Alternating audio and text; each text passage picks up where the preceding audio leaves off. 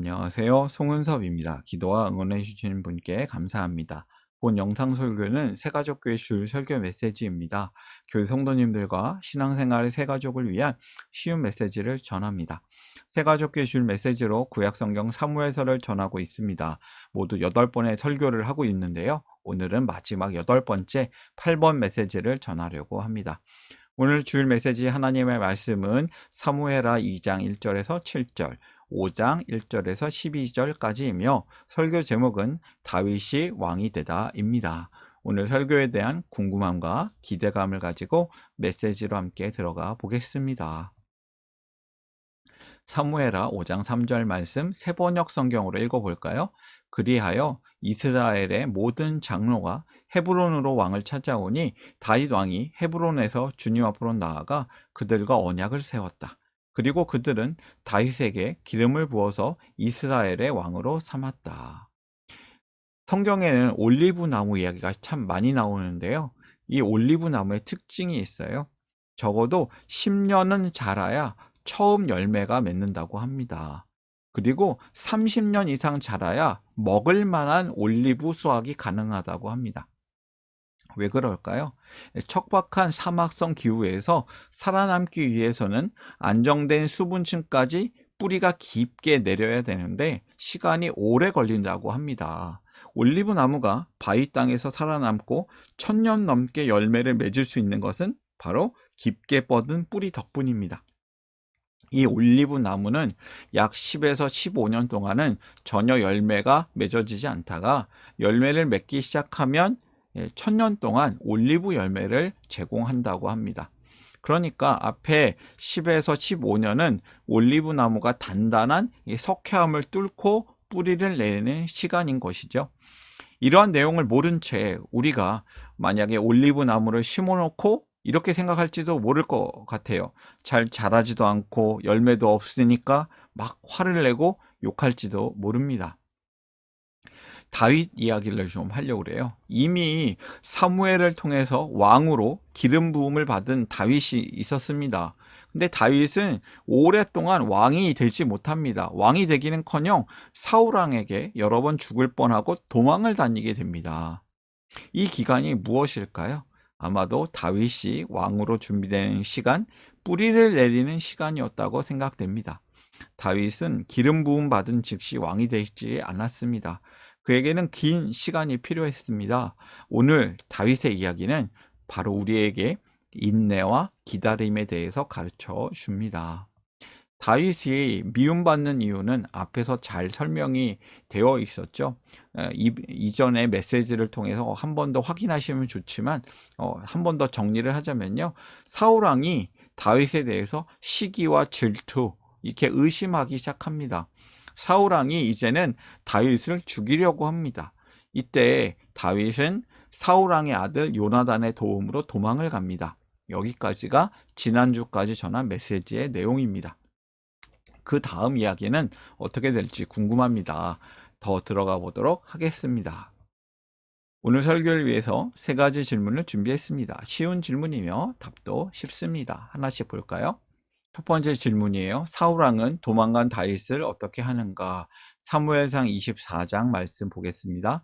블레셋 사람과 싸우고 돌아온 사울은 다윗이 엔게디 광야에 있다는 소식을 듣고 온 이스라엘에서 3000명을 뽑아 거느리고 다윗과 그의 부하들을 찾으러 드렴소 바위 쪽으로 갔다. 앞에 좀 설명이 필요한데요. 계속해서 사울은 다윗을 죽이려고 합니다. 좀 앞에 있는 내용은 보면 다윗을 자신의 사위로 삼았고 또 그 이후로 적국에 보내 죽이려고 합니다. 창을 던져서 다윗을 죽이려고도 했습니다. 사울왕은 병사를 풀어서 도망간 다윗을 추격하기 시작했고요. 다윗이 엔게디 광야에 있다는 소식을 듣고 3000명 뽑아가지고 다윗을 찾아 쳐들어가는 겁니다. 그런데 다윗이 사울에게 쫓긴 시간이 무려 10년이나 됩니다. 이 앞의 내용까지 포함했어요. 들로, 광야로, 작은 성으로, 심지어는 적국인 블레셋까지 도망쳐서 죽을 뻔했다가 미치광이 흉내를 내서 겨우 도망을 쳤습니다. 이제 사울에게 포위되어서 죽을 뻔하는 겁니다. 이 말로 다할 수 없는 고통의 시간들이 있습니다. 그런데 다윗이 어떻게 행동을 했을까요? 이 도망 중에서도 하나님을 원망하지 않았습니다. 하나님을 찬양합니다. 예, 시편 63편 1절에서 3절까지 한번 보겠습니다. 하나님, 주님은 나의 하나님입니다. 내가 주님을 애타게 찾습니다. 물기 없는 땅, 메마르고 황폐한 땅에서 내 영혼이 주님을 찾아 목이 마르고 이 몸도 주님을 애타게 그리워합니다. 내가 성소에서 주님을 뵙고 주님의 권능과 주님의 영광을 봅니다. 주님의 한결같은 사랑이 생명보다 더 소중하기에 내 입술로 주님께 영광을 돌립니다.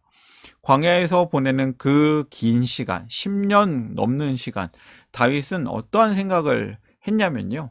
예, 바로 하나님을 원망하지 않고 하나님을 찬양합니다. 하나님을 신뢰합니다. 이것이 다윗의 신앙이며 다윗의 믿음이었습니다. 다윗은 하나님을 신뢰했고 그분의 때를 기다렸습니다. 첫 번째 교훈입니다. 하나님을 신뢰하라. 성도는 하나님을 찬양하는 사람입니다. 성도는 고난 중에서도 불평이 아니라 하나님을 찬양할 수 있는 사람입니다. 그 은혜를 하나님이 주시기 때문입니다. 두 번째 질문이에요. 다윗은 찾아온 사울에게 어떻게 하는가?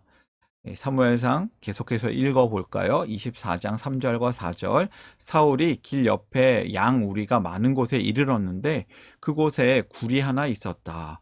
사울이 뒤를 보려고 그리로 들어갔는데 그 굴의 안쪽 깊은 곳에 다윗과 그의 부하들이 숨어 있었다. 다윗의 부하들이 그에게 말하였다. 드디어 주님께서 대장님에게 약속하신 바로 그날이 왔습니다. 내가 너의 원수를 너의 손에 넘겨줄 것이니 네가 마음대로 그를 처치하여라 하신 바로 그날이 되었습니다. 다윗이 일어나서 사울의 겉옷자락을 몰래 잘랐다. 지금 어떤 장면이냐면요. 다윗의 부하가 다윗에게 사울 왕을 없애버리십시오. 오늘입니다. 바로 지금입니다. 기회가 왔습니다. 이렇게 얘기하는데요. 다윗은 사울을 죽일 수 있는 기회가 있었지만 단지 사울의 겉옷자락만을 잘랐습니다. 다윗이 봤을 때는 사울은 하나님께서 기름 부어 세우신 왕이었습니다. 다윗은 자신이 사울 왕을 죽여서 왕이 되는 일은 하나님이 기뻐하지 않으신다고 생각을 한 것입니다.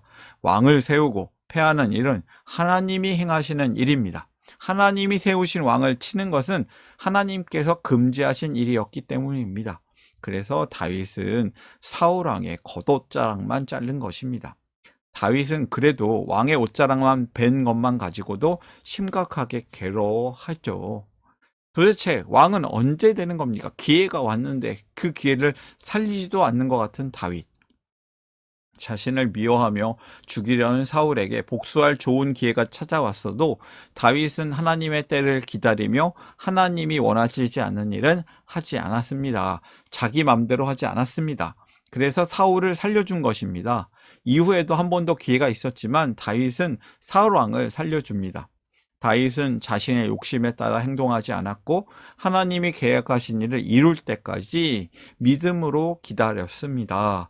이렇게 다윗이 인내하며 기다릴 수 있었던 것은 하나님이 자신을 이스라엘 왕으로 반드시 세우실 것을 믿었기 때문입니다. 두 번째 메시지예요. 두 번째 교훈, 하나님의 때를 기다리라. 성도는 욕심에 따라 행동하지 않아야 하겠습니다. 이럴 때 하나님께서 사울 왕에게 최후를 맞게 합니다. 어떤 일들이 있었냐면요. 시간이 흐르고 그러던 중에 블레셋과 이스라엘이 전쟁을 하게 되었습니다. 그런데 이 전쟁에서 사울 왕은 죽게 됩니다. 블레셋과의 전투에서 패하고 요나단도 이 전쟁에서 함께 죽게 되었습니다. 이제 바로 왕이 되면 좋을 것 같죠? 세 번째 질문이에요. 다윗은 언제 왕이 되었는가? 사무엘하 이제 좀 뒤에요. 사무엘하 5장 4절에서 5절 말씀 읽어보겠습니다. 다윗은 30살의 왕이 되어서 40년 동안 다스렸다. 그는 헤브론에서 7해 6달 동안 유다를 다스리고 예루살렘에서 33해 동안 온 이스라엘과 유다를 다스렸다. 기름을 부음 받고 오랜 시간 한 20년, 17년 6개월을 인내하여서 왕이 되었다는 이야기를 기록하고 있어요. 여기에는 추가 설명이 필요합니다. 사울 왕이 죽었으니까 이제 다윗이 바로 왕이 되면 될 텐데 그렇지 않았습니다. 그 기간이 미루어집니다.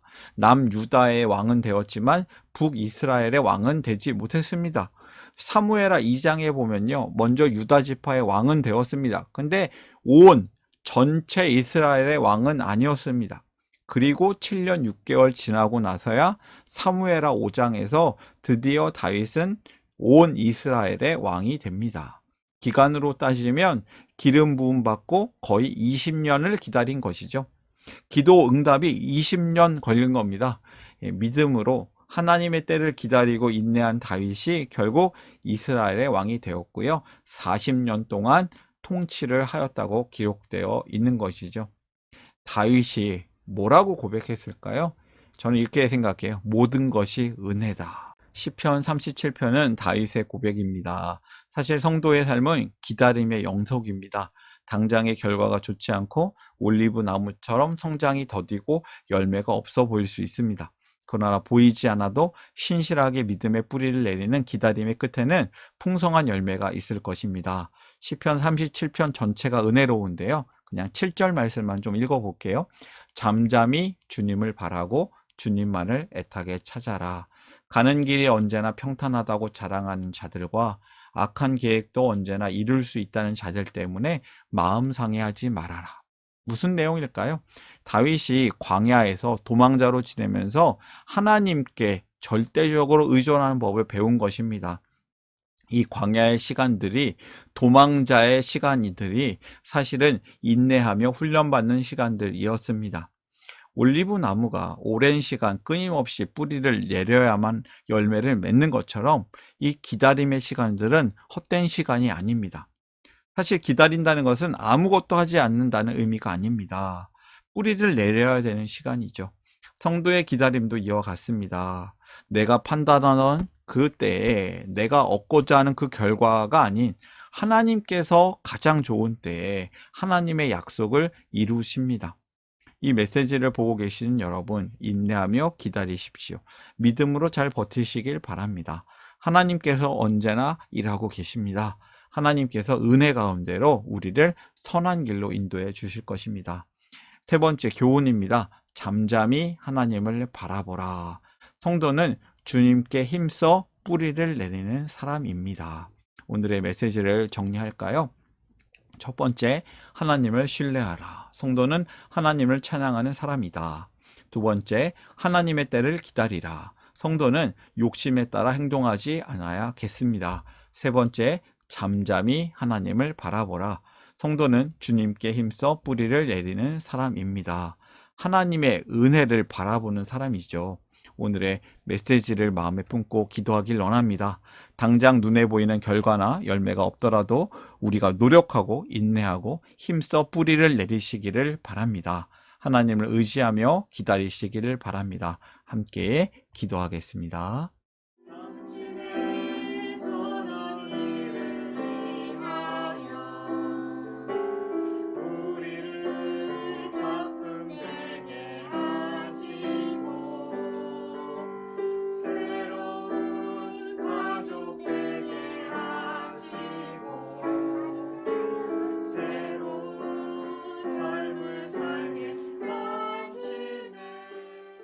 사랑의 하나님, 우리를 하나님의 거룩한 백성, 성도로 부르시고 살게 하심을 감사합니다. 우리가 광야와 같은 고난의 시간 속에서도 신실하신 하나님을 신뢰하며 살기를 소망합니다. 우리 생각에는 더디게 보이기도 하지만 정확한 하나님의 때를 믿고 기다리며 살기를 기도합니다. 그리고 우리가 우리를 박해하는 존재들과 죄로 인하여서 깨어진 이 세상 속에서 흔들리지 않고 잠잠히 주님을 바라보며 주님과 함께 사랑으로 살아내기를 소망합니다. 사랑의 하나님께 감사드리며 우리를 구원하신 예수님의 이름으로 기도합니다. 아멘.